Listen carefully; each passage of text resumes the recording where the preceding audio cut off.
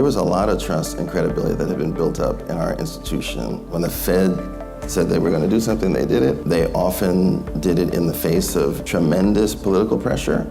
In these roles, you're never invisible. Every person brings value because they have their own unique experience. And so you have to make sure that how you project and how you engage and how you talk and interact is consistent over an arc of time. And when unexpected things happen, it's natural to wonder, well, what's the next unexpected thing that's gonna happen? And that kind of uncertainty can then lead to a hesitancy to lean into things as much as you would otherwise. I really try to tell people, and it's hard, is focus on what you can control and then control it.